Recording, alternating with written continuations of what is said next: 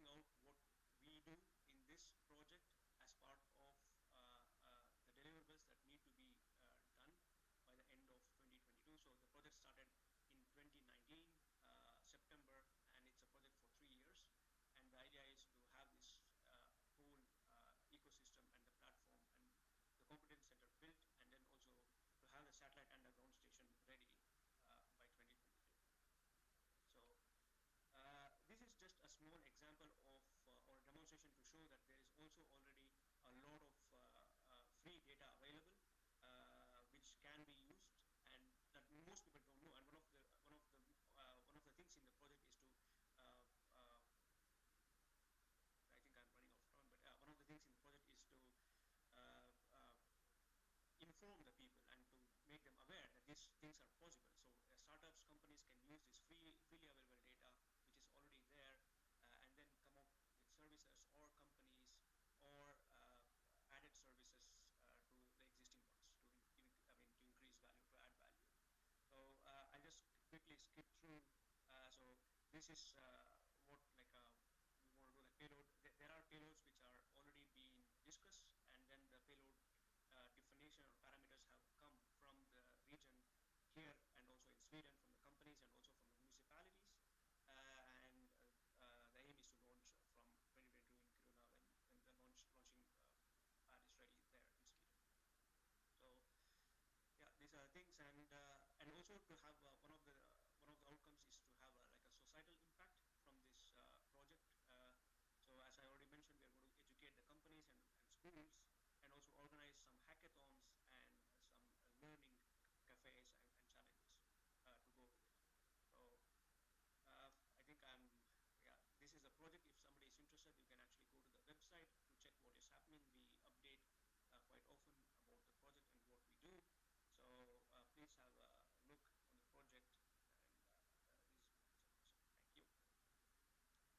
this is my presentation. Thank you. Thank you, Ratan. Really nice presentation. So our next topic is innovation ecosystems in the North, government, business, science, and youth support.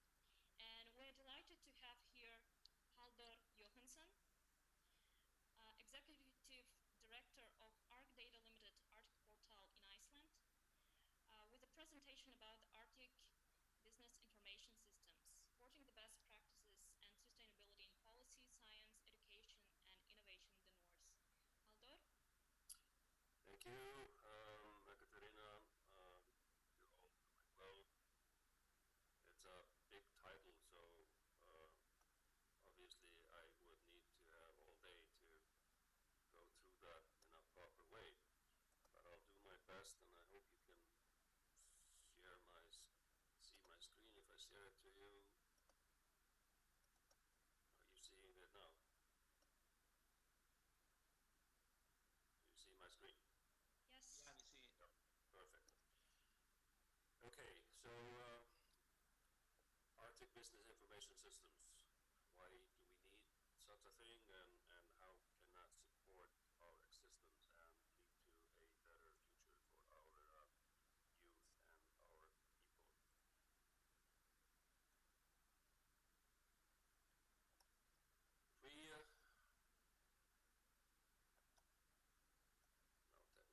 of course, isn't working properly. Here we go. The interest in the Arctic is increasing.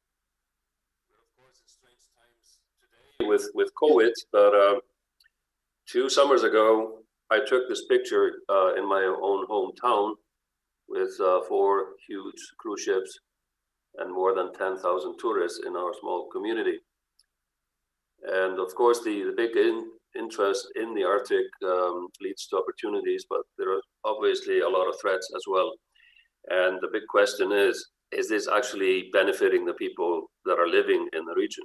And how can we then adapt to it? And then secondly, do we have the infrastructure in place to support such activities? And unfortunately, we don't.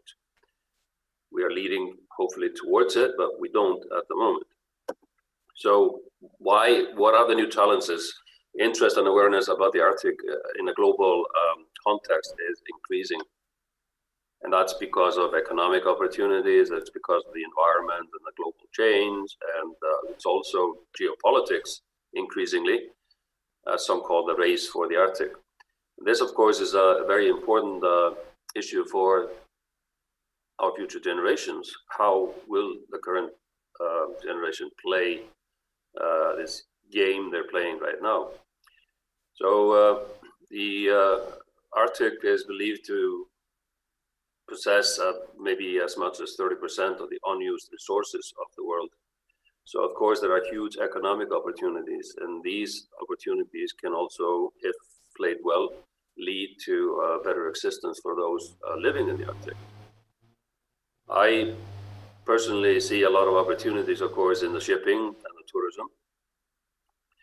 And as I said, the opportunities and threats can be dealt with if we have a good knowledge base. So we need to increase our knowledge. And this has to be for the benefit of those living in the area. We have pretty good governance. We have the Arctic Council already in place, as probably most of you know. The Arctic Council consists of the Arctic 8 countries, and then there are many observers, both countries and organizations. Countries, the European countries, and even as far as India are showing an increased interest in the Arctic, which is good, of course. We have new regulations by the Arctic Council, which are very important. We have also international regulations like the IMO Polar Code. We have initiatives driven by the Arctic Council, like SAY on Sustaining Arctic Observation Networks and Arctic Data Committee, that are trying to help us share the knowledge in a way that we can all understand and we can use for the future benefits. Because when we're talking about climate change, if we don't know what happened 40 years ago, we can't assess what's going on today, right? So we have to have a base of information to be able to compare and to able to learn and continue. So we have these events like the Science Ministerial. Science Ministerial was first held in Washington 4 years ago. And this was an event where the science ministers of the Arctic countries, plus other countries, in all actually 27 ministers showed up, which shows the interest to the Arctic. And we are increasingly learning that what happens in the Arctic doesn't stay in the Arctic, as some say, and the Arctic, of course, is of global relevance. This is both because of the resources and also, of course, because of the climate change and the changes in the weather pattern. So there's a recognition of a need of sound data services and have data to support policy and responsible development in our region. And another issue that has been increasingly coming up is that we need funding, because as most young people realize today, with the technical changes, there's a lot of opportunities for innovation, but all of that needs funding to be able to grow in a sustainable way. I know in Yakutsk there are new IT companies that are developing in an international context, and that's great, and that shows us the opportunities that we have. But none of it happens without forward thinking, good base of education, and a bit of money. So let's just quickly go through what is the Arctic. We have Arctic definitions vary actually between countries and also between topics, as you can say it. So we have the Arctic Circle, of course, the blue circle there in the center. But then we have other definitions like the 10-degree definition, plus many of the definitions of the Arctic Council. So as you can see, it varies quite a lot. But in most of them, and all of them actually, Iceland is included, but as you can see, for example, Saka is not included in all of them, as strange as that may sound. So we have different variations of Arctic definition. So in my view, we should, of course, use the term Northern much more than Arctic. So let's use the Northern like in the Northern form, because the Northern is much more appropriate than Arctic. We have search and rescue. As you can see, the Arctic has been split up between the countries to help us monitor and support development, which is well. We have ice in the Arctic, and those of you that were listening this morning may have heard Professor Lasse Heinonen mention that recently NSIDC measured the sea ice in the Arctic, and it seems to be the second lowest in history, which of course is scary, and it's gone down to about 3.7 million square kilometers. And the other, of course, very important component in all of that, it's getting thinner all the time. So the mass is reducing a lot. And this can have an effect on all of us, and I'll show you a slide a little bit later on that. Permafrost, that's another thing. And those of you living in Saka, of course, know the permafrost and what's happening to the permafrost. There's a lot of unknown issues about the permafrost. I've been involved in measuring permafrost from the technical part. That is, we host a database for the global terrestrial network of permafrost. And that, of course, shows you the wonders of technology, that we can host that in Akureyri in Iceland, and the research is going on in Alaska and in Siberia, etc. And we put it all together in one place, accessible to all. But as you can see from the image, the permafrost extends way beyond the so-called Arctic definition, and this is a potential threat that we have to be very well aware of. It may affect our life. And then, of course, we have Arctic people and peoples. So, yeah, calculation is about 4 million people living in the so-called Arctic. If we look at the north, we're, of course, many more people living in the northern region. I always say that I live in the north by choice. It's a privilege to live in the north. And I think there's a lot of opportunities that we have to protect for our coming generation. But at the same time, I think we have to be aware that interest in our region for actually moving into our region will increase a lot in the years to come, in the decades to come. So we have to take good care of our own area.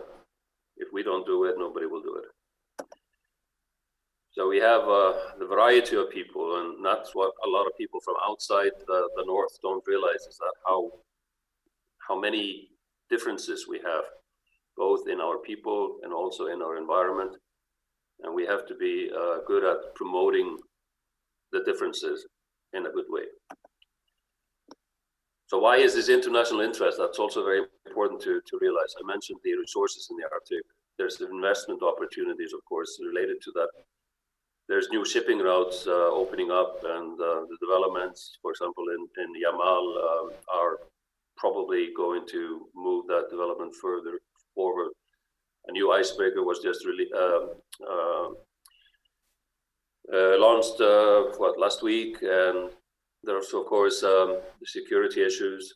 I'm not talking about the geopolitics, but security in terms of having shipping routes in a global context, because a lot of the import and export in Malacca Strait, if that is influenced, then there will be changes. And of course, the climate change issues. I'm running out of time, but I just want to show you this interesting graph. Things may be changing. This is the weather in Iceland last year, and our main international airport was actually closed more often than ever before because of high winds. And this is a pattern that is alarming, because it can happen very quickly, very swiftly, and it is troubling not just for ourselves living here, but also, of course, in terms of tourism. And there's been more accidents and more trouble related to weather patterns than ever before. So this is an issue that we have to be very well aware of. Very quickly at the end, in cooperation with the Northern Forum, we're working on something called the Arctic Business Directory. And the goal of that project is to advance responsible resource, infrastructure, and economic development in our region, to identify our competitive advantage and strengthen our advantage. And by compiling a business directory and providing tools for our communication and increased communication, highlight the expertise, etc., we believe that we can strengthen our region tremendously. And at the same time, we want to strengthen the Northern Forum and help this Arctic in a global development and policy shaping process. I will stop there. I won't go through all of that because I'm out of time, but I just want to show you cooperation leads to win-win results. I've had the pleasure of both welcoming young students from Russia to Iceland. I've been mentoring in Korea with students from around the Arctic, and I've been working on initiatives like the China-Nordic cooperation. Cooperation only leads to success, and I encourage open discussions, and we use the technology that we have to break down the barriers and basically take away the blinders that often affect development in a negative way. Thank you very much. Thank you, Haldor. Okay, so now our studio in Yakutsk, Skhamedia. We have a guest in Yakutsk from Moscow, Alexander Varetnikov. He holds a PhD. He's an associate professor of Department of Public Administration and Public Policy of the Russian Presidential Academy of National Economy and Social Sciences. He's a coordinator of the Expert Council of the PORA, Project Office for the Development of the Arctic, and he's the Russian Federation Council's member assistant. So please, the floor is yours, Alexander.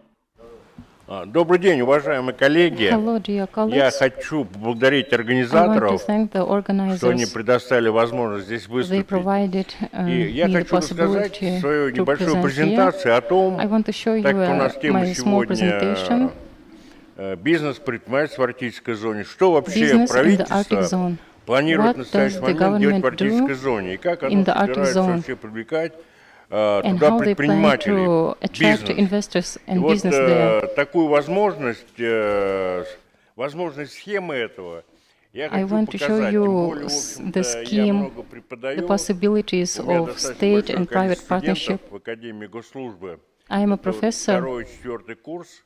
Я их все время называю дети. Вот я своим детям пытаюсь объяснить, а что мы собираемся делать в Арктике, как мы собираемся это делать. What are we going to do in the Arctic? Показано, да, что, в общем-то, у нас в Арктике очень большие проблемы. We have many problems in the Arctic. The good thing is the government understands it. It evaluates the situation in the Arctic zone very adequately. It understands the problems that it faces. And they know that the situation in the Arctic is very bad. In the social sphere, the transport system in Russian Arctic is quite bad. The life level in the Arctic zone can be even better than in the central Russia, and not worse. The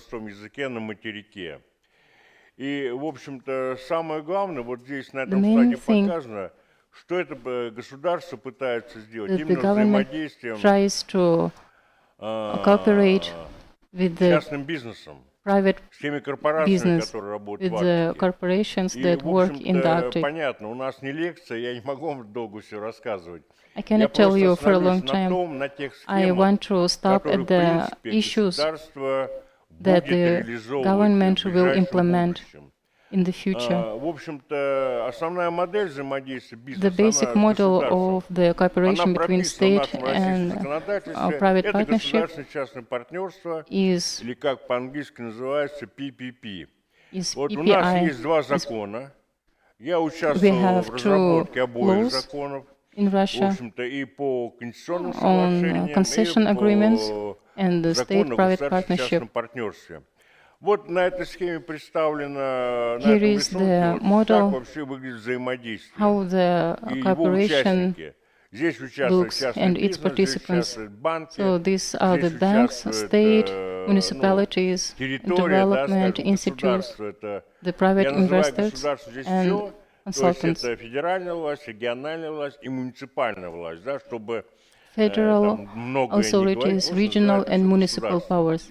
Вот на этой схеме вообще And here is the схема проекта structure ГЧП, она классическая. is То есть, в state принципе, ничего or in сложного private нет, partnership. и во многом это в России реализуется. It Проблема is being основная в implemented чем? in Russia in many В zones. России четко сейчас отсутствуют в регионах компетентные кадры, Now, которые Russia могут lacks the этим regions заниматься. competent То in есть, these понимаете, issues. вот сложилась такая ситуация, There is что еще situation несколько лет назад я that вот a few работал в years центре ago, ГЧП Внешэкономбанка, и вот тогда I уделялось worked with a огромное bank, внимание образованию в Внешэкономбанк. этой сфере. Учились регионы, учились The чиновники. regions На and сегодняшний день во authorities многих studied регионах at Арктической sites. зоны компетенция чиновников по ГЧП, она The равна нулю. competency of То есть authorities in чиновники state-private понимают, что такое partnership is государственное zero. партнерство меньше, чем бизнес. И вот They это have основная проблема. very Чиновники few rights боятся there, less than the государственного business has. партнерства. Чиновники не знают, как его сделать. И Authorities когда doesn't know бизнес не how to приходит с build предложением this ГЧП, partnership. чиновники очень часто отказывают. Кстати, вот здесь вот на этом слайде даны преимущества, Here да, in вот this slide you can see the advantages of concession Самое главное, что agreements. имущество, которое есть, The оно остается у property государства. То есть remains государство at the это state. имущество не теряет. The И state вот doesn't эта lose this схема property. очень важна. Вот And здесь this как раз scheme is very important. скажем, одна из проблем Арктики – это экология. One of the Она очень Arctic важна в problems is экологической ecology. сфере. Создание экотехнопарков. Первый экотехнопарк в Арктической Creation of зоне technoparks is one создан of the в Мурманской solutions. области, For example, который there и is мусором technopark in Murmansk занимается, region и даже начал that заниматься goes in for переработкой мусора. garbage recycling. Еще один важный момент. Вот Another здесь important moment показано, да, вот я и is хотел сказать, развитие арктического туризма. development Вот, of на мой Arctic взгляд, tourism. развитие арктического туризма в первую очередь связано с использованием Its территорий development особо охраняемых is connected with особо the охраняемых природных environment территорий. Если protection. посмотреть статистику, Looking at the особо охраняемые statistics, природные территории the регионального special protected подчинения занимают areas практически 90% of regional площади significance самих особо охраняемых природных территорий. have И что важно, about что, в общем, 90% на этих территориях действует региональное законодательство, of а не the country федеральное. legislation. И вполне территории The могут regional использовать legislation works there, ресурс особо not охраняемых federal природных one. территорий как экономический ресурс для развития экономики своих регионов. Это возможно сделать, но It is мы здесь possible. сталкиваемся с чем? Мы сталкиваемся The с problems косностью there are здесь федерального центра. В каком смысле самого центра? Что чиновники, которые от Минприроды, the они не понимают Ministry вообще of возможности ГЧП, Nature как его можно использовать. authorities doesn't То know есть how вот, to use these ровно tools. такая же проблема, что некомпетентность и необразованность федеральных Incompetency чиновников. and a lack of education Если of же этот federal процесс будет, и проект organs будет реализован, и правильно будет is big реализован, то вообще, в принципе, от этого If будет we достаточно can implement большая this польза для tool экономики регионов. well, Я не знаю, вы знаете об adequately, этом или не знаете, в Якутии должны знать. Недавно был проведен конкурс, связанный it will be very good. с созданием туристско-рекреационных кластеров The с contest использованием for особо creation охраняемых of природных touristic территорий. clusters И, took place in the кстати, 5 Republic, регионов из арктической зоны этот конкурс выиграло. И в and том there числе were 5 это попадает туда winners in this contest. Ленский кластер с ленскими столбами. Кроме того, там еще и присутствует и Республика Коми, и Республика There Карелия, was ну и Republic так of Komi, далее. Republic of Korea Ну, еще дальше вот participating я in the хочу contest. пойти. Вот смотрите, вот сейчас этот слайд.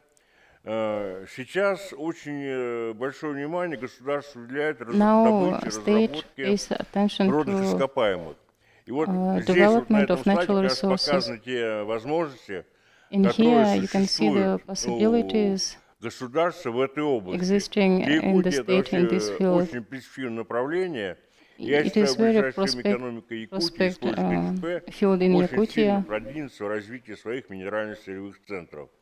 Поэтому я хочу пожелать всем участникам сегодняшнего I want to мероприятия wish all понимания, как participants нужно развивать of this арктическую зону. event И, в understanding how общем-то, to наш центр develop пора Arctic готов в zone, этом помочь. and our Мы выдаем center, гранты, если кому-то Project интересно, то Office for через Arctic Союз Development, связывайтесь, и will в consult этой теме you. мы вам поможем. Благодарю за внимание. Thanks for your attention. Спасибо большое, Александр. Thank you very much. Okay, so we continue the topic of the interaction between government, science, and youth. And our next speaker is Gunnar Gunnarsson from Iceland. He's a project manager at the Northern Research Forum at the University of Akureyri. and organizer of the Agents for the New North, a project which has been awarded funding through the Nordic Council of Ministers Arctic Cooperation Program. He will present the best practices from the North Atlantic on cultivating economic growth among young people. Gunnar? Thank you, Dobry din, and congratulations with the Statehood Day. I'm going to share my screen, so let me see.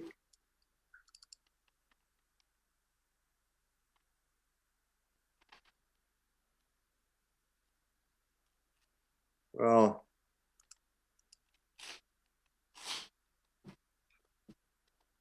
it's I'm not getting access now.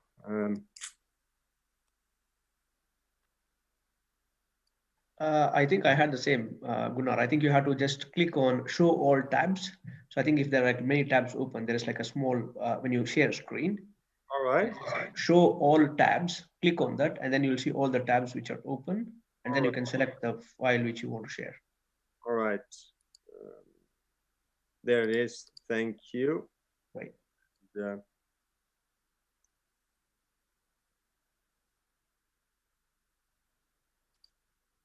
And there, can everybody see that? Yes, we do. That's fantastic. Perfect. So yes, my name is Gunnar Gunnarsson. I'm with the Northern Research Forum. At the University of Akureyri, I should add, Akureyri is a small city in the northern Iceland, and arguably the Arctic capital of Iceland, hosting not only the International Arctic Science Committee, but also the secretaries of CAF and PAIM, the two working groups of the Arctic Council. And the topic of my presentation is how to cultivate economic growth among young people, youth programs and best practices from the North Atlantic. Now, the Northern Research Forum, or NRF for short, does not organize youth programs as such. It is essentially a think tank that seeks to bring together a range of stakeholders from the civil society, from politics, from business, local communities, and of course, members from the academic community. We try to bring them together to share their knowledge and expertise. So what I'm really, I have to say, going to talk about is how a body like the NRF can do, how it can do its part in encouraging young people to become agents of change in sustainable community development, as we all want them to become. But of course, the first condition for such a body is obviously to be interested in young people. And that we are. Every year we organize an early career session for young researchers at the Arctic Circle Assembly. This is the 2018 lineup, featuring here my good friend Stas. He's a native Saka and a senior researcher now, I believe, in Yakutsk. And we also, NRF also acted as the local organizer for this year's Model Arctic Council, which was held online due to the pandemic. The MAC, for short, will, I believe, be held in Russia next year, as it follows the chairmanship of the Arctic Council. And as Katarina mentioned, NRF is also the coordinator for the Agents for the New North. That's a project that recently received a generous support by the Nordic Council of Ministers, and we're very grateful for that. The core objective of the project is to facilitate student and other youth participation at the UArctic Congress in 2021 now, postponed due to the pandemic. And it's organized in partnership with the Arctic Council Chairmanship, the Icelandic Chairmanship. And we are working closely with organizations such as the Association of Polar Early Career Scientists, the Sami Education Institute, and the Arctic Youth Network.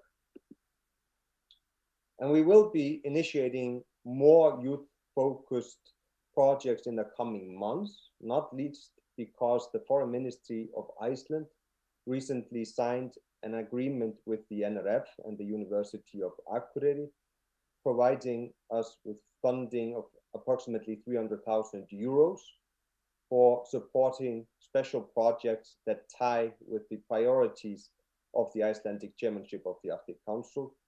And bolstering Arctic youth is one of those priorities. So we'll be seeing some projects in the upcoming months. So that was the background of what we are trying to do. But I promised examples of best practices from the North Atlantic. One such practice, I think, is the Icelandic Fishery School. It's a summer school program for 14-year-old students hosted by the University of Akureyri, and is now also being considered by the University of Tromsø as something to replicate. And the integrity of this initiative lies in the all-inclusive philosophy behind it. The school is a collaborative project between the University of Akureyri, the municipalities, and some of the major fishing operators in Iceland. So the fishery school is a part of a broader work training camp of the municipalities. So the kids, they get paid wages during their participation. And the University of Akureyri provides young researchers from its fishery science program, and they get their salaries from the fishing operators. So it's both a summer job for them and an excellent training. So it's not just the youth doing the program, it's also the youth teaching them. And one could say that for our young researchers, it also strengthens their ties with the industry, which provide all necessary facilities. And the fishery school has locations all around the country, and next year they'll be expanding their activities into aquaculture as well. And it's not just the traditional side of fishing that is being introduced to the kids. Most of them don't need much introduction of that, but it's first and foremost the innovations for fisheries development that they learn about, and the processes of value creation. And here you can see some of those kids with their diplomas. And I have no doubt that many of them will have left the program with a strengthened belief in their local industry, which still remains one of the economically the most important industries in Iceland, and a truly forward-looking outlook when it comes to their local industry. And as I mentioned, this model is now being considered in northern Norway, and that's no coincidence. In 2018, the NRF worked with the Norwegian embassy in Iceland to bring the two universities together for a one-day conference, and that resulted in an MOU between them. So that was a very important boost for their collaboration. And to finish this, I'm trying my best to keep with time. I'm hoping I'm successful. Only 3 slides left. We're also trying to export or import best practices from other northern countries. So we're not just trying to export good ideas from Iceland. And this project here is in its early phase. So it hasn't really been launched. It's just a hopeful stage for me. But we have most of the funding in place. And if the project is realized, the Arctic Youth Exchange, Sermesok and Akureyri, 2021, that is, will be organized between Icelandic and Greenlandic partners, Greenland being our closest neighbor. And there will be a series of creativity and entrepreneurial workshops for kids of 16 to 18-year-old kids. So I'm extremely hopeful that we can make this happen, because there are so many programs now in Greenland I think could be sort of mirrored or replicated in Iceland. You know, broad scale from creative projects such as those hosted by the Nordic Institute in Greenland, to a great pilot program, Mind Your Own Business, which helps young males to design and produce their own innovation project, and then to market the projects and sell them. And if we manage to make this happen with Greenland, the main beneficiaries of the Arctic Youth Exchange would of course be the kids, in what they learn from the workshops and what they learn from each other.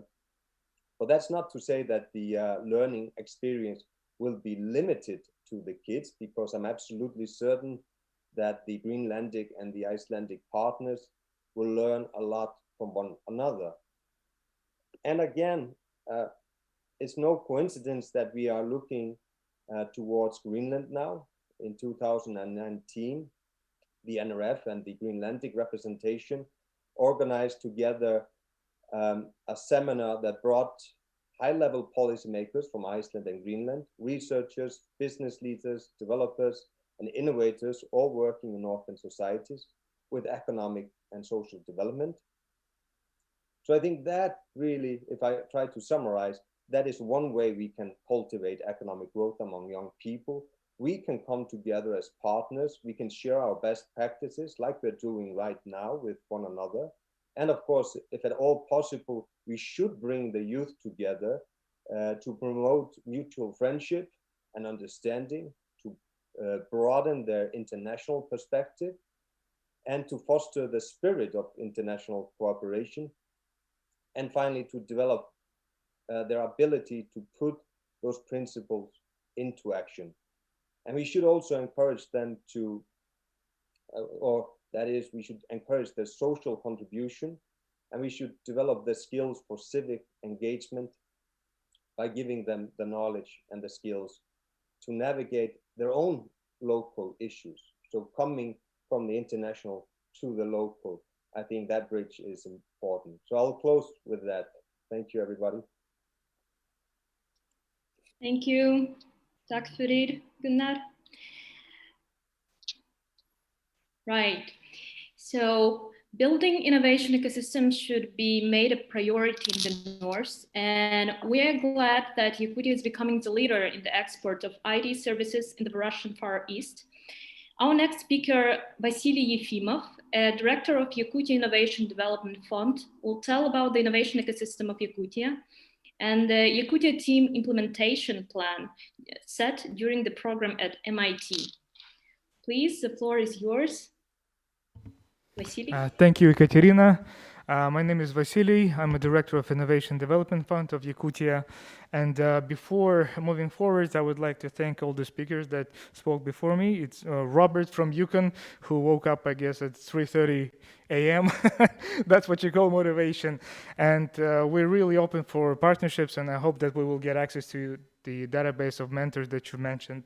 And Ratan, I never heard of new space before, because to me, old space is still like a high level and high tech. And now you're already talking about new space technologies. And Holdar, I really agree with you. I 100% support you when you mentioned that living in the North is a privilege. Of course, there are lots of challenges, like Alexander mentioned, but even though I graduated university in Ireland and started my career in Moscow, I still came back to Yakutsk because I see lots of opportunities, and we can do, collectively create a great impact in our region. And also, Gunnar, I actually heard about your project, a project from Iceland, the fishery school, which is a great example of how you can create innovation based on your comparative advantage, because a lot of people know that Iceland is Iceland's economy is mainly about fishing industry, and it's a great thing that you share with the world with your innovations in this area. And I would like to say a few words about Yakutia. It's, as many of you know, it's the largest part of Russia. The territory is more than 3 million square kilometers, but the population is quite low. There are less than 1 million people living here, and our GDP is around $16 billion, and it's mainly consists of mining industry and energy. So we're rich of oil, gas, but also there are companies like Mytona and InDriver who are in IT industry. Mytona is a game development company which is privately owned. Now they hire over 1,000 people around the world, and most of the staff they live and work in Yakutia. And there's also InDriver, which is a ride-hailing app, and they compete globally with such companies like Uber, and they're pretty successful in it. And even though the it was a challenge for them. It still is, but still I think they will overcome it and will get stronger. That is why we based our strategy, I mean, in terms of innovation development, on IT technology, because there are great opportunities in employment in the long term. Also, there are opportunities in taxes and also in higher standards of living, because these two companies, they're privately owned, and this average salaries is higher than through evidence-based approach and stakeholder model. And each of these individuals represented a particular stakeholder. For example, at that time, I was deputy CEO of venture company in Yakutia, and I represented risk capital stakeholder. The model is represented on the left side of the slide. And on the right side of the slide, you can see the key stakeholders, organizations that are involved in developing Yakutia innovation ecosystem. I think we're one of few regions in Russia that has its own Ministry of Innovation, maybe the only one, I'm not quite sure. Also, we have a venture company, Yakutia, which is a seed capital provider to startups. There is Innovation Development Fund. I will talk about it more a little bit. Its main focus is pre-seed stage of startups. There is AEB. It's a regional bank, one of a few regional banks that not only invests in traditional businesses, but also to innovation-driven businesses as well. And also there is Technopark Yakutia that provides infrastructural and non-financial support to startups. And okay, so like I said, there's MIT REAP approach is evidence-based approach. And that's why one of our assignments was to measure the state of development of our innovation ecosystem. That's why we collected data to get dozens of metrics, which are grouped into two categories, ICAP and ECAP, which stands for innovation capacity and entrepreneurial capacity. Each of these categories is divided into 5 parts. Are human capital, funding, infrastructure, demand, and cultural incentives. Well, because the time is limited, I will focus more on cultures and incentives, but before going forward, I would like to mention what Halder said, that in order to develop innovation, it's not only about talent, it's also about funding. And what we found out, well, it was quite obvious, but we never calculated it, we never measured it. There is a lack of access to venture capital, especially in very early stages, like pre-seed stages, the standard 3 Fs, friends, family, and fools, is not really developed in Yakutia and maybe in other Arctic regions as well. So funding was a big issue for us. So going forward to cultures and incentives, I would like to share with you a few metrics. We made a survey of more than 2,000 people, 50% men, 50% women, and we asked them, well, one of the questions was, do you plan to start your own business within the next 3 years, and rather than work for someone else? And 54% of the respondents said yes. And on the right-hand side, you can see the median of OECD countries. So we can conclude that the entrepreneurial intent is pretty high. And also, one of the amazing things that we've discovered is the attitudes towards entrepreneurial risks. So we asked men and women, are you willing to start your own business rather than work for somebody else? And more than 80%, they replied yes. But one of the interesting findings is that even though these people are willing to take risk and they want to start their own business, they think that successful entrepreneurs, they don't have high status in their region. Only 34% said that yes. Maybe it's a cultural issue, or this is something that we have to make more research on. So, like I said, there was low level of access to capital, to funding, and also, but there was quite high entrepreneurial intent. And that's why, together with Technopark, we've established Innovation Development Fund, which is a non-for-profit organization. And it's like a backbone organization of our innovation ecosystem. We mainly focus on pre-seed startups, and we implement different programs. And one of them, the key program is that we started from is our acceleration program, which is focused purely on IT startups. It's a 3-month program. We provide mentorship, we provide expertise, and also we provide finance up to $30,000. We started our program in April 2019. You can see from the slide that even though we already operate for 2 years, the interest in our program is pretty high. So we've invested, I think, in more than 27 startups. We already had 3 batches, and a couple of weeks ago we started batch 4. And on this slide, you can see a few examples of our startups that we invested in. Well, I will mention a couple of them. Run with Zippy. It's a fitness tracker, but it's not just a fitness tracker. Many of you probably remember such a toy like a Tamagotchi. Basically, this cat called Zippy, it lives as long as you run. And from batch 2, we have a company that actually benefited from the pandemic, GoGo Courier. They specialize in delivering goods and services, and during the pandemic, their revenue increased twice. Also, in batch 3, we have a startup called Eiger. It's basically like Wix that helps you to create website, but it is enhanced by artificial intelligence. And Eiger is actually the first startup outside of Yakutia that we have invested in. The founder is from Vladivostok, and he moved with his family to Yakutsk and joined us for 3 months.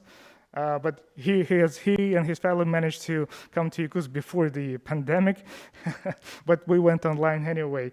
But he could have actually, he could have joined us online, but still he made it to Yakutsk, and he was pretty happy.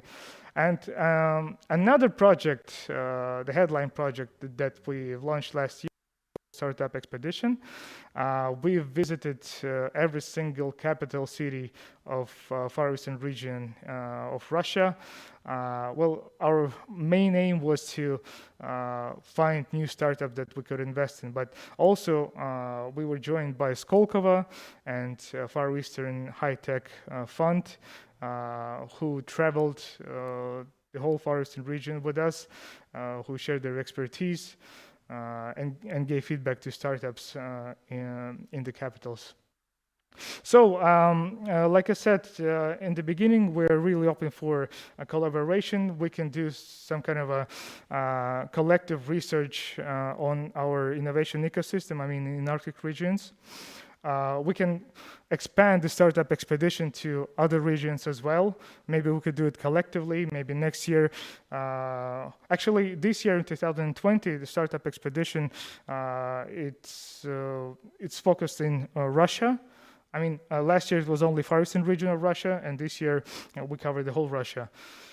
So also we could do some joint acceleration programs, maybe for example, climate change is a big issue for us. Maybe there are some startups and solutions that they can solve our problems. So I hope that next year we'll have much more logos on this slide, and probably companies and organizations from the Arctic region will join us as well. Thank you very much. So you can see my email. Please email me if you have any questions, or we can talk after the presentation. Thank you. Спасибо, Vasily. Thank you. We agree that the North has a potential in talented young people, and we have a lot of opportunities to grow our own successful technology entrepreneurs. And about the development of innovation and youth technological entrepreneurship in the North, we'll tell our next speaker, Anisia Lazareva, a director of student business incubator Orech of the Northeastern Federal University. Anisia? Thank you, Ekaterina. Nice to meet you. Yes, I'm here representing our Northeastern Federal University, and I want to tell you about the innovative and technological entrepreneurship that is held in our university, and that what we are doing with our partners in the region. First, I want to say a few words about our university. It's the biggest university in the northeastern part of Russia. We have more than 17,000 students, and I think it's safe to say that we are the biggest power to prepare our future workforce, like for many years. Our university is operating for many years, and we have like a very big expertise in preparing specialists and professionals in different fields. So let's go further. On the state level, and the regional level, in the republic, we have the view of how our republic should develop, like what we have to do, what we have to reach by 2032. So like 2 years ago, we had the 42nd place by innovative development in Russia, and second place by innovative development in the Far East. And by 2024, we should become leader in digital innovation in Russia. We should double the number of our tech companies from the number that we had in 2017, and also we should like increase investments in our IT sector by 1 billion rubles. And we should work in the directory that the digital technologies should become the main part of every aspect of people's everyday life here. And by 2032, we should become a leader in development of creative economy and human capital. So we are looking forward to do more like creative industries, to work more on intellectual property, and to we are like, we have very successful cases of startups who became really big on the global area, and that motivates people a lot. So many young people also like see good opportunities in the future for them in the field of innovative and technological entrepreneurship. So our university has a goal to help them. So in Russia, the third missions of universities should become the transformation of universities to give students more entrepreneurial skills. So by the time as they graduate, our goal is to give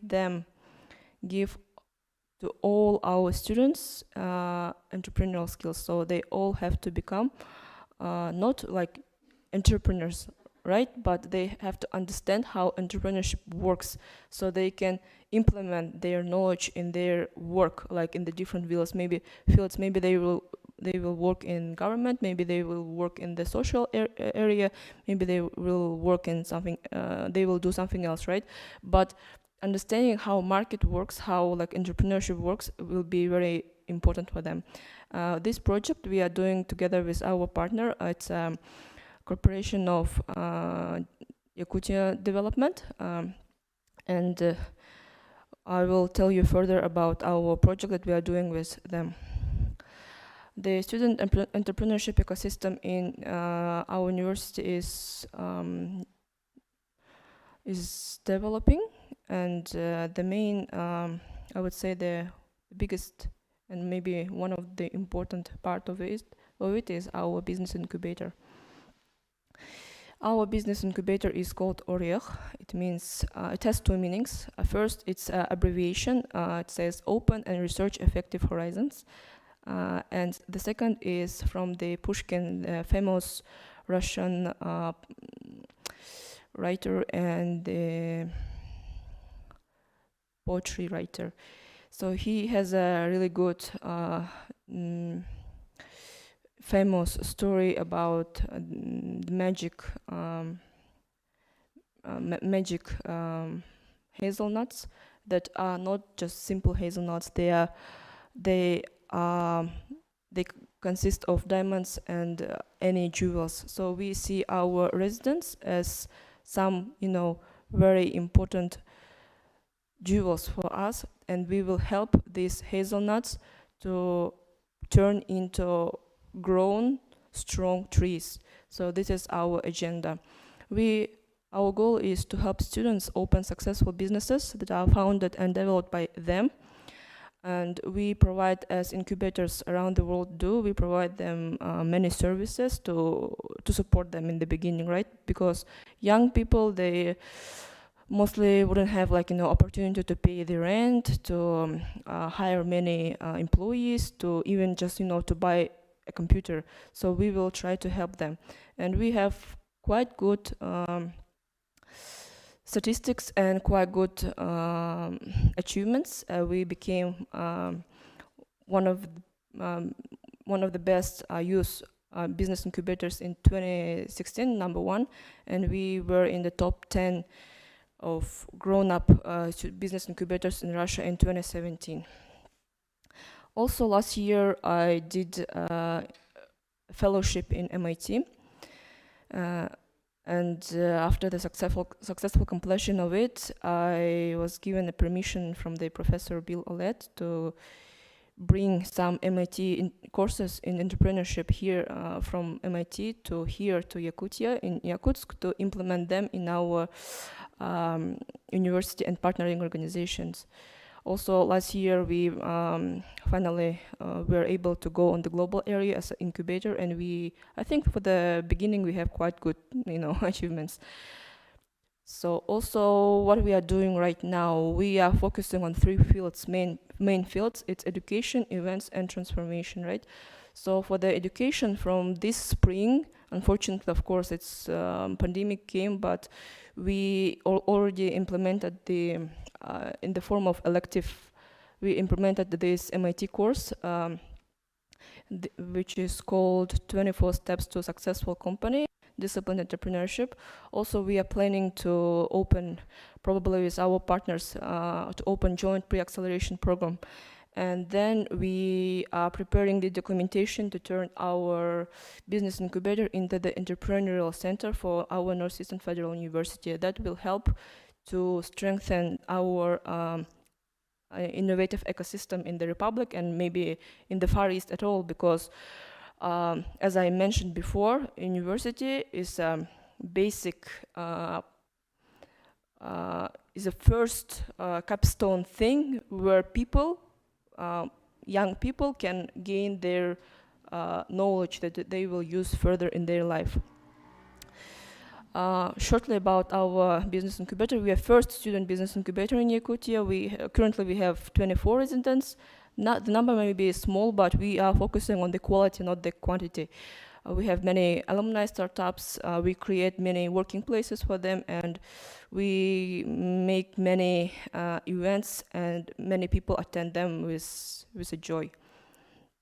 The cases of our successful alumni startups have, for example, maybe 3rd successful IT company in Yakutia, which is called Fantastic Entertainment. They are our alumni company, and also we have alumni in the field of education, energy, VR technologies, etc. Also, we think that preparing startups is not only the only thing that we can do. We also focus on giving students, young people, skills and knowledge and experience that they can use further in their professional field as they will go further, because we understand, yes, not every people can become entrepreneur, right? Maybe they don't want to do it, but they are free to do what they want, and when they have this expertise in the innovation field, in the technological field, they become really impressive on the job market. And all students and young people who you can see on this screen in the pictures, they were hired by very good companies and they work in the very good projects.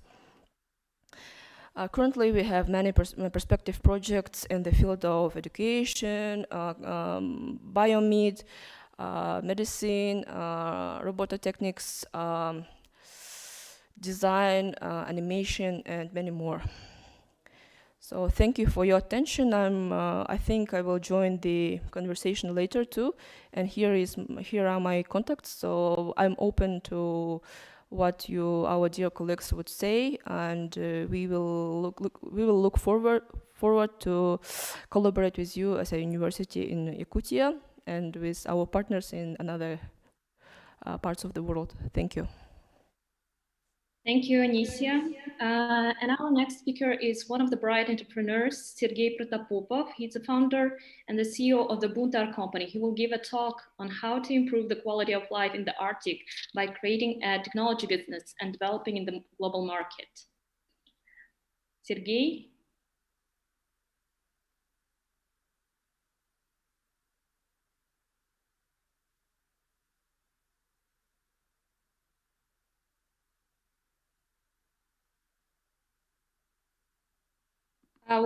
We cannot hear you, Sergei.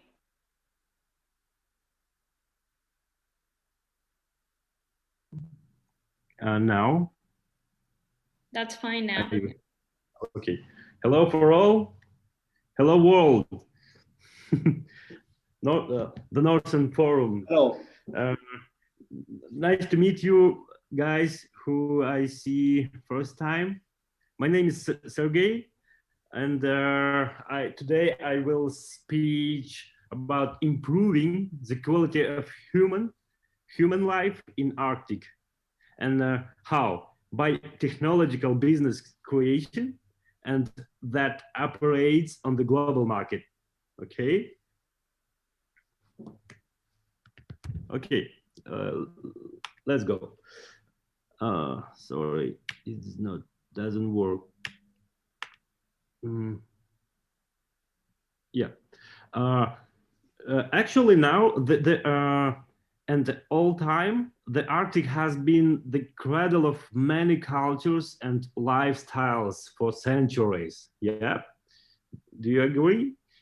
And today, the task of our meeting today is seen as preserving the originality in Arctic, but at the same time to make the quality of life meet more modern requirements. Yeah, we all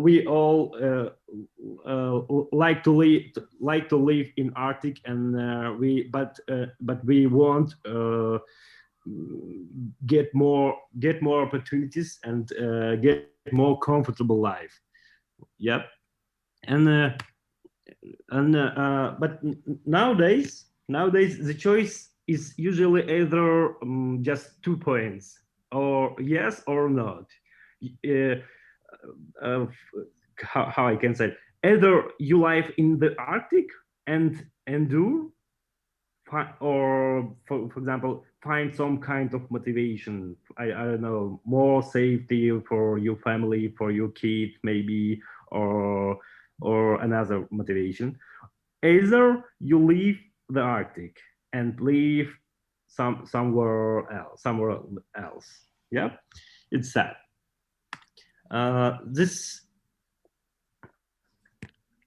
But today we talk about Arctic with question of logistic and some transportable network and other questions, and this applies especially in if you want live in Arctic and want work in this territory, from this territory. This applies especially to young people. How we can change it? How we can change this point? Just two points. Maybe we can live in Arctic, and we can get more comfortable live in our life. How can we change it? In the aspect of transport and logistics, yes, because today's we talk about logistics and transport. My company, we delivered tens of thousands of shipments to 70 plus countries in the last year. Yes, it's much. And we created some technology business, and do it with the main headquarters in the Arctic. Yep, we have some staff, some employees from Yakutsk or more northern district of our republic.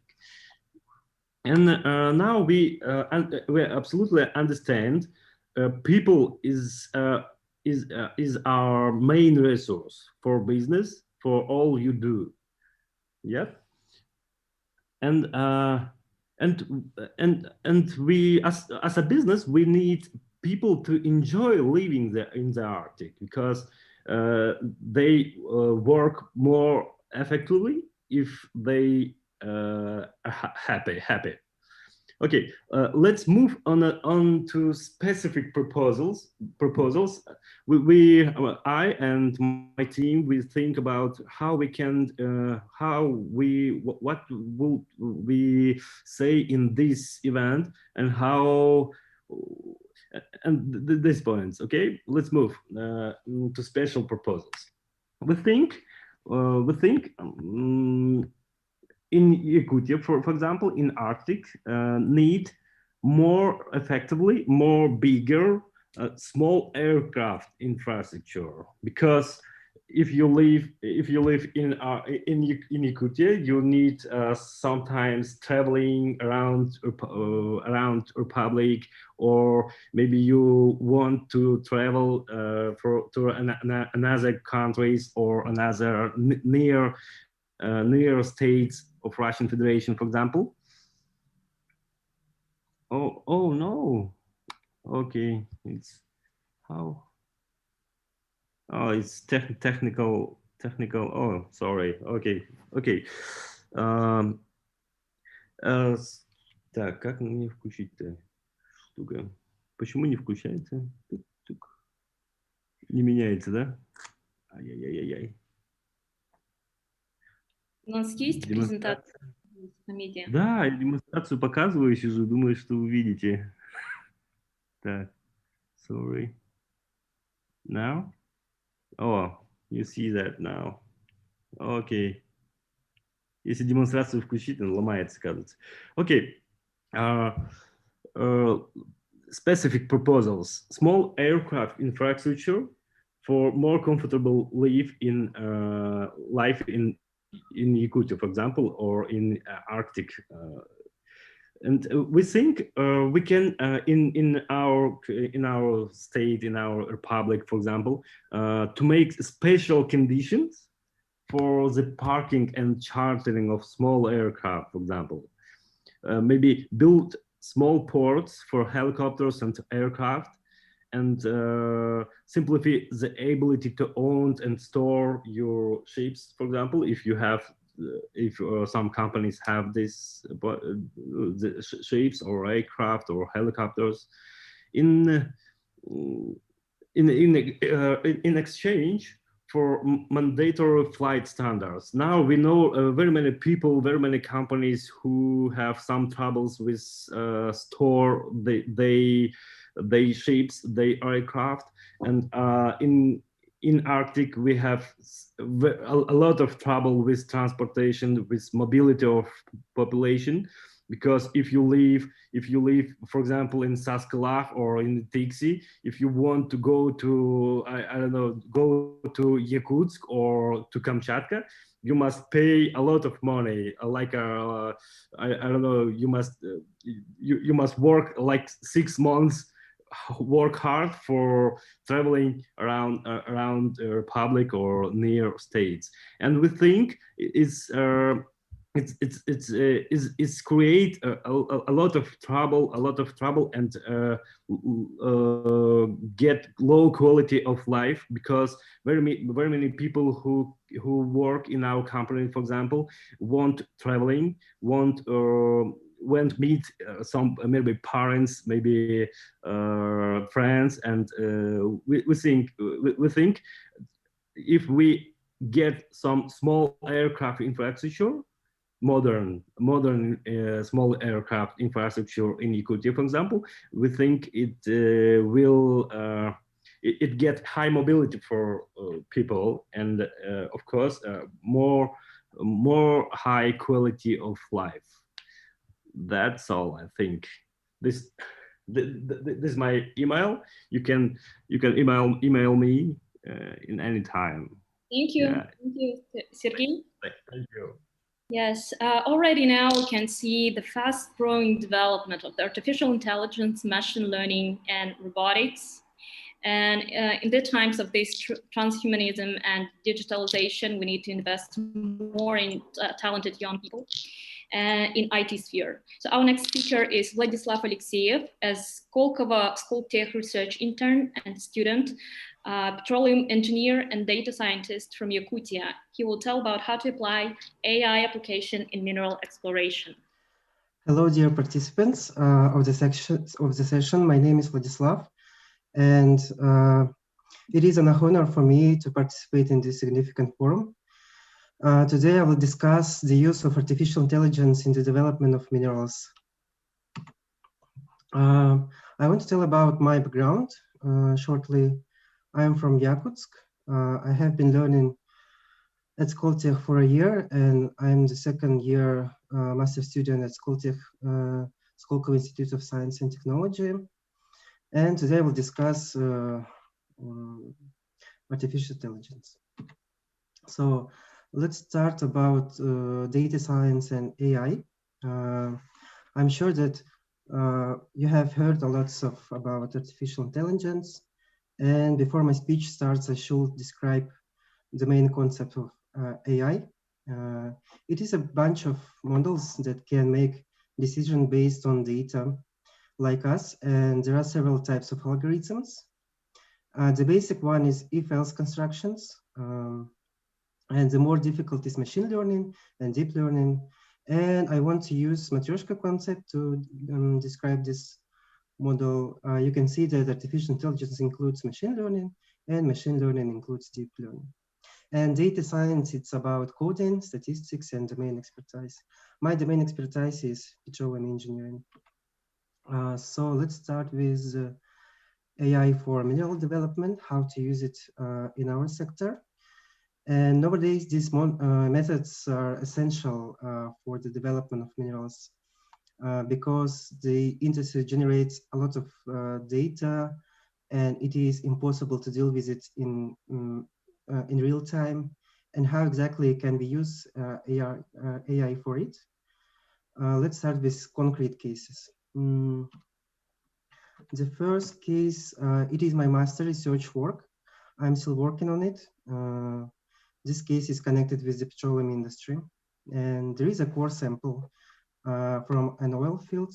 And the core sample, it is a cylindrical section of rocks from well. And my research is based on digital core concept.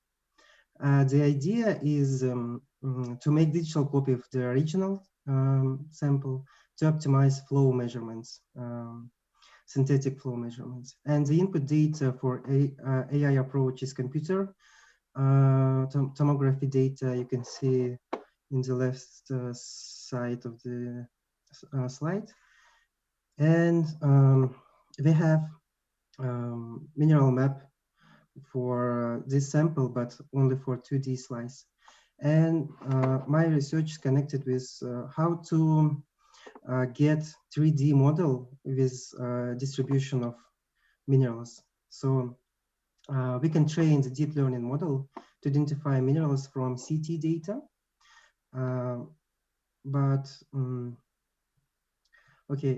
We can identify minerals from CT data, and after that, we can construct the digital core mineral distribution in 3D case.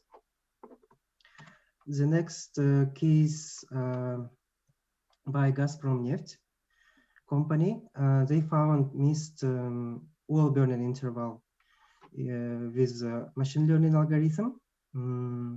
Petroleum fields are truly challenging objects, and many rocks horizons can potentially include oil and gas. And there are complicated relationships between rock physics properties You can see here, for example, a model of horizons with properties, and also there is an enormous number of data. It is impossible to deal with it manually. And the Gazprom Neft company success based on implementing machine learning models for old data. The third case, let's switch to non-petroleum industry case. Of course, there are good cases for ore minerals. I'm not expert here, so I will focus on remote access and field research. It is very crucial for northern conditions where there is difficult access to places. This also includes the requirements of the northern seas. And the first thing in our mind is precisely satellite images. The quality and details increasing year by year, and here machine learning models can make it easier for us to process this data. But today, the implementation of AI focuses more on the technical part. More and more companies are implementing technologies like smart drilling, smart wells, and intelligent monitoring systems based on artificial intelligence. So what should we do next? In the far north, we need to apply these methods. This requires the support of universities, research institutes, and startups. This responsibility lies not only with the government, but with the companies themselves. It is also crucial to pay attention on the environment and the risks connected with human health. We need to use these technologies against climate changing, reduce carbon dioxide emission into the atmosphere. And of course, it is a big responsibility for the entire industry. We are in a period of transformation now, and transformation of technologies, transformation of energy sources, and we must survive this period without much pollution. It's all. Thank you for your attention. You can contact with me with the following email. Thank you. Thank you, Vladislav. Thanks. Due to limited time, we need to finalize our session soon. However, thanks to our speakers for the great and inspiring presentations. We will create the working group of the Northern Youth Forum, where you're welcome to join. We will share our contacts, ideas, and projects for further cooperation. And I would like to give a word to our moderator and inspiring organizer, Savina Danilova, Head of Investment Activities Department of Yakutia Venture Company. Thank you, Kate. I would like to thank to all our speakers. It was very interesting and useful. So right now I would like to underline some similarities we have as people who live in the North and in the Arctic. So we all have entrepreneurial spirit, and we are eager to speed up innovation development, and at the same time we care about environment, because the North and the Arctic are very sensitive to all changes in the world, especially in rapid climate change. So, and that is why we need to support northern innovation systems, ecosystems with sustainable technologies. And we do hope that this session, the forum, will help us to establish cooperation between our countries, between our regions in the field of innovations, in the field of startups. And we would like to suggest the Northern Forum to make collaboration in innovations one of the priority areas of the activities of the Northern Forum. So thank you so much, and see you soon.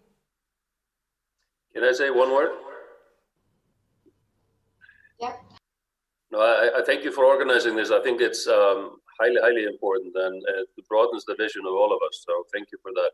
But on Tuesday, there's going to be a roundtable organized by the Northern Forum And I think all of the speakers that have spoken would be extremely important to collaborate in some way.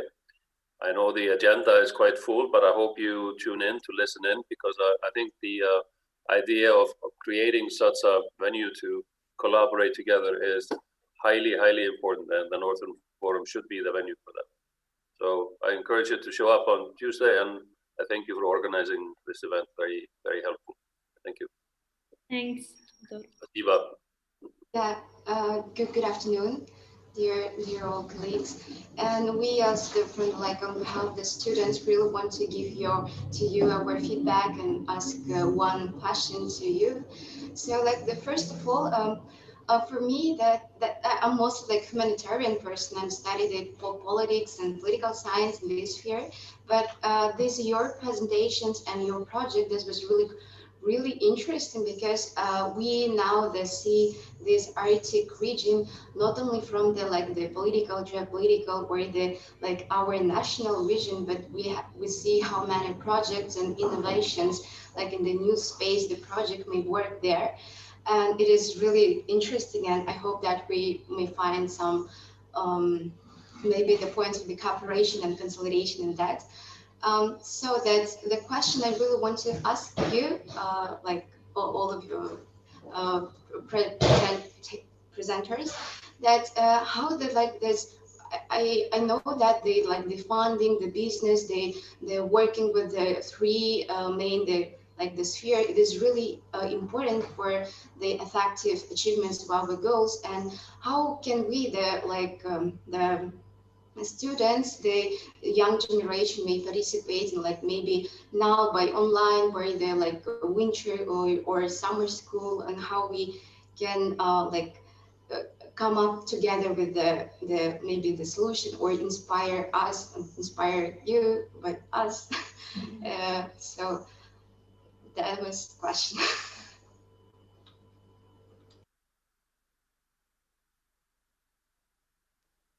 Okay, thank you for the question. Can I answer the question? Yeah, sure. But soon we have to close this session, but we can still be here in the on the Zoom platform, and we will continue questions and answers. Thank you. Thank you.